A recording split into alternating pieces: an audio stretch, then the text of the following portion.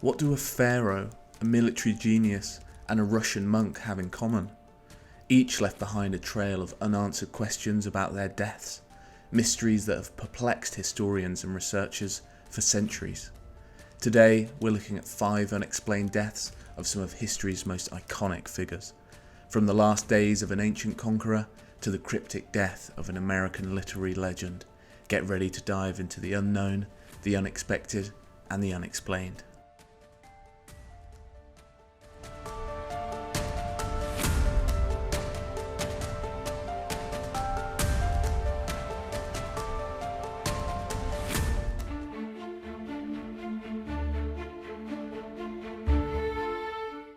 Among his many literary achievements, Edgar Allan Poe is often credited with pioneering detective fiction through his 1841 story, The Murders in the Rue Morgue.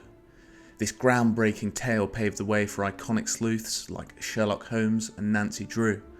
Yet, in an ironic twist befitting his legacy, Poe's own death in 1849 remains one of American literature's greatest unsolved mysteries. In June 1849, Poe embarked on a speaking tour to fund a literary magazine he dreamed of publishing. By September 27th, he was scheduled to travel from Richmond, Virginia to Baltimore, Maryland, and onward to New York. The night before his departure, he visited a doctor for a fever.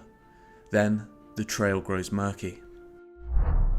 Poe reached Baltimore on September the 28th, but never boarded the next leg of his journey. Days later, on October the 3rd, he was found in a Baltimore tavern, dishevelled, nearly unresponsive, and reportedly in an alcoholic stupor. Oddly, he wore unfamiliar clothes, a cheap, ill-fitting suit and a straw hat, a far cry from his usual sombre black attire. He was rushed to a hospital, where he lingered in a delirious state, drifting in and out of consciousness. On October the 7th, Poe died. A Baltimore newspaper cryptically reported the cause as congestion of the brain. Since then, countless theories have emerged, each adding to the mystery. One prominent theory is alcoholism. Dr. J.E. Snodgrass, who first saw Poe at the tavern, claimed Poe had been drinking heavily and succumbed to alcohol withdrawal. Second-hand accounts from Baltimore acquaintances suggest that he might have gone on a bender, consistent with Poe's history of heavy drinking. Yet, at the time of his death, Poe was reportedly sober, having joined a temperance society. Furthermore, his attending physician, Dr. John Moran, insisted Poe hadn't been drinking in his final days. The pattern of his illness, brief recovery followed by rapid decline, also doesn't align neatly with alcohol withdrawal. Some believe a medical condition was to blame. Theories range from diabetes and heart disease to epilepsy and tuberculosis. One of the most intriguing suggestions, however, is rabies. An expert noted that Poe's erratic symptoms, including bouts of lucidity and difficulty drinking water, align with late-stage rabies. Another possibility is that Poe fell victim to violence. The tavern where he was found doubled as a polling place, and some theorise he was caught in a cooping scheme, a form of 19th century voter fraud. Gangs would abduct passers-by, force them to vote multiple times in disguise, and often beat or intoxicate them into submission. This theory could explain Poe's uncharacteristic attire and his dire condition. With so few reliable details about Poe's final days, a definitive answer may never emerge. For fans of mystery and deduction, the ambiguity surrounding his death keeps the spirit of his own stories alive, a riddle that will forever intrigue.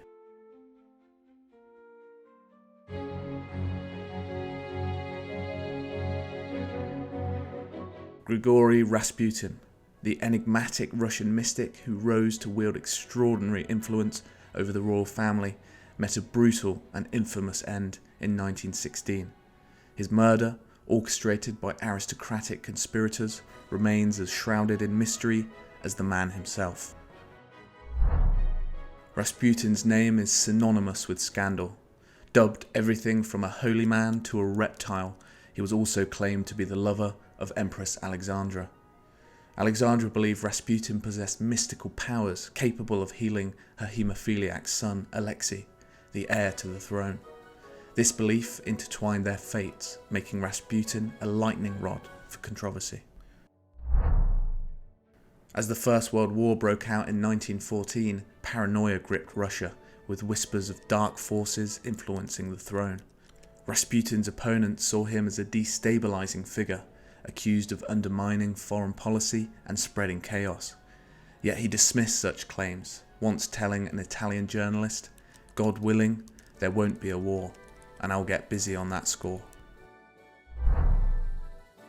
But his death in December 1916 is where the legend truly takes hold.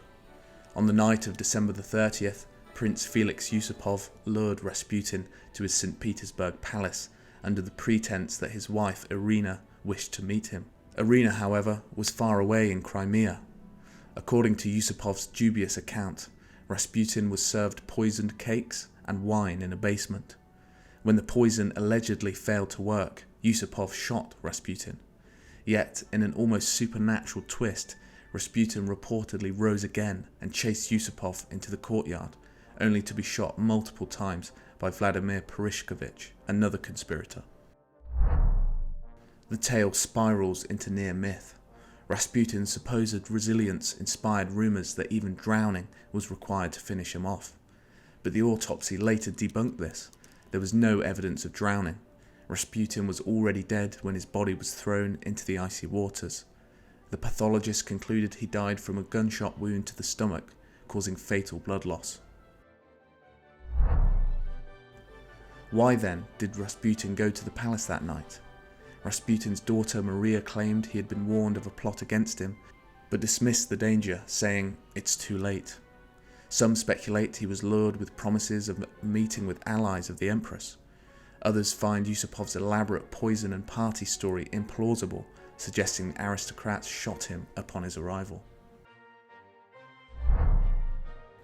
Even Rasputin's dietary habits undermine Yusupov's tale. Rasputin's daughter reported that he avoided sweets, believing them harmful to his powers. Guards nearby claimed they heard 4 gunshots in rapid succession, casting doubt on the drawn-out struggle Yusupov described.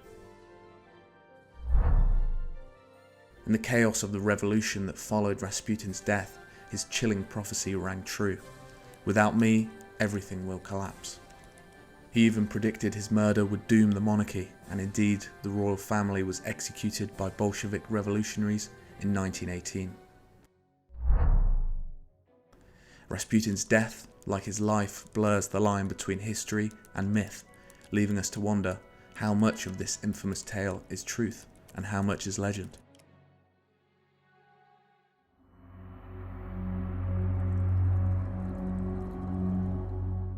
When Alexander the Great died in Babylon in 323 BC, something remarkable reportedly happened. His body showed no signs of decomposition for 6 days. To the ancient Greeks, this was a sign of his divinity, a confirmation that their king, who believed himself a god, was far from ordinary. At just 32 years old, Alexander had conquered an empire stretching from the Balkans to modern Pakistan, and was preparing for yet another campaign when he suddenly fell ill. Over 12 days, he suffered agonizing symptoms before his death, leaving behind a mystery that has intrigued historians for centuries. What truly killed Alexander the Great? Theories abound: malaria, typhoid, alcohol poisoning, even assassination. Yet one compelling hypothesis suggests something entirely different: a rare neurological disorder known as Guillain-Barré syndrome. This theory also raises a startling possibility. What if Alexander wasn't truly dead when his death was declared? Experts have long debated the nature of Alexander's final illness, focusing on his high fever, severe abdominal pain, and a curious symptom, what one historian described as progressive, symmetrical, ascending paralysis. Despite his physical decline, Alexander reportedly remained fully lucid until the very end. This unusual combination of symptoms doesn't fit neatly into most common theories of ancient diseases, but GBS might provide the missing link. Guillain-Barré syndrome, a rare autoimmune disorder, occurs when the body's immune system mistakenly attacks its own nerves, leading to muscle weakness and eventual paralysis. Some scholars suggest that Alexander may have contracted GBS through an infection caused by Campylobacter pylori, a common bacterium of the time. What makes this theory particularly intriguing is that GBS can cause paralysis without clouding the mind, aligning with historical accounts of Alexander's condition.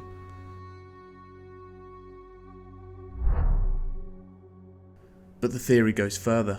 According to this hypothesis, Alexander's paralysis may have been so severe that it reduced his need for oxygen and made his breathing almost imperceptible. In ancient times, doctors determined death based on whether a person was breathing, as the concept of checking for a pulse was not yet established. This could mean Alexander was falsely pronounced dead while still alive, his body merely in a deep, paralysed state. This idea challenges the timeline of his death and raises the possibility that the famed 6-day lack of decomposition was not a miracle, but rather a false diagnosis of death. If true, it would rewrite one of history's most famous death stories.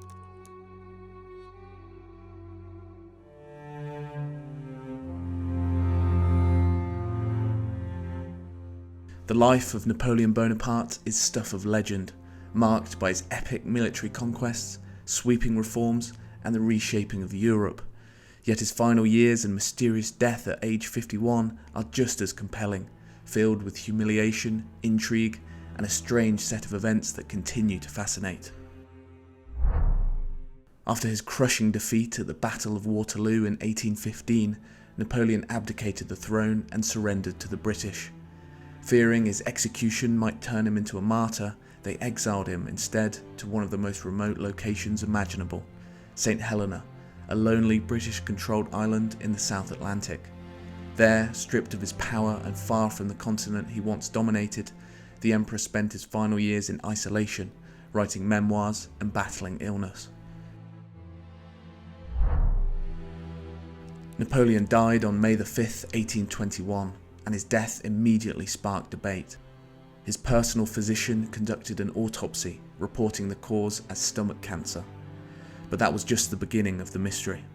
During the procedure, the doctor removed Napoleon's heart and intestines, routine for preserving a monarch's body. Then, in an inexplicable twist, he allegedly severed Napoleon's penis. Why? No one knows. The organ was smuggled off the island by a chaplain and later resurfaced in bizarre circumstances, passed through private collections and even displayed in 1927 at New York's Museum of French Art, where it was likened by observers to a maltreated strip of buckskin shoelace. A strange posthumous fate for the man who once ruled nearly all of Europe. But what actually killed Napoleon? Historians and medical experts have debated this for 2 centuries. His physician's diagnosis of stomach cancer remained the prevailing theory for years.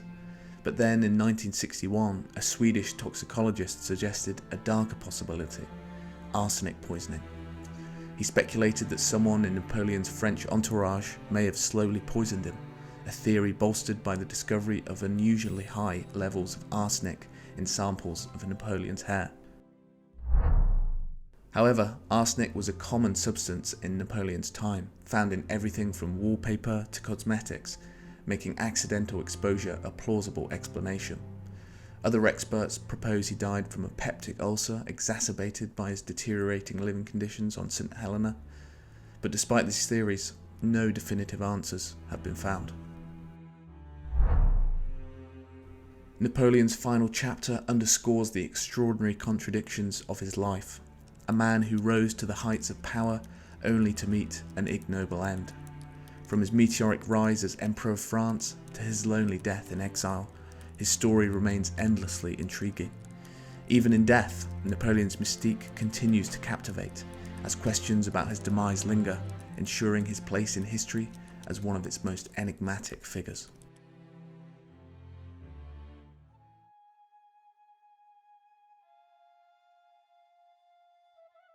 When British archaeologist Howard Carter opened King Tutankhamun's sarcophagus in Egypt's Valley of the Kings on February 16, 1923, he unveiled a treasure trove of artifacts, and a mystery that has captivated the world ever since. Who was this boy king who ruled over 3,300 years ago, and what caused his untimely death at just 19? Modern forensic and medical technologies have since shed light on Tutankhamun's life and ailments, revealing a ruler plagued by health issues. DNA tests and CT scans show he suffered from malaria, a fractured leg, and congenital deformities likely caused by inbreeding. These findings paint a picture of a fragile young man, but they leave the ultimate question unanswered. How did he die? Some propose that he succumbed to injuries from a chariot accident. A 2014 documentary speculated that a crash might have shattered his legs and pelvis, leading to infection and blood poisoning. Supporters of this idea point to depictions of Tut riding chariots and his deformed left foot, which may have caused the fall. However, no records confirm such an event, and even one expert in the documentary expressed skepticism. Others argue that skeletal damage seen on Tut's mummy could have occurred long after his death. Some suggest mishandling during Carter's excavation damaged the remains, making it difficult to determine whether injuries like the supposed chariot trauma happened during Tut's life or after. Other theories suggest Tut's death might not have left any trace at all. Experts believe it's possible that whatever killed him, a disease, a sudden medical event, or even an infection, left no physical evidence on his remains. Complicating matters further, the mummy was in poor condition due to post-discovery handling. Jewellery and ornaments were removed from his body, and the effects of mummification and exposure to the elements make reconstructing his death even more challenging. Despite these hurdles, some experts believe new forensic technologies could eventually provide answers. Others argue that what's needed is a closer physical examination of the mummy, focusing on areas of suggested trauma, such as his feet, knee, and face. Whether through advanced science or old-fashioned scrutiny, the search for answers continues.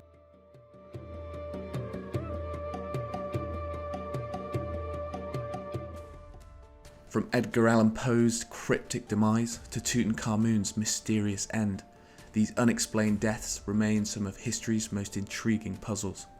What do you think happened to these iconic figures? Share your theories in the comments below. And if you've made it this far, please do consider subscribing to the channel. It really does help us out. And as always, thank you for watching, stay curious, and we'll see you on the next one.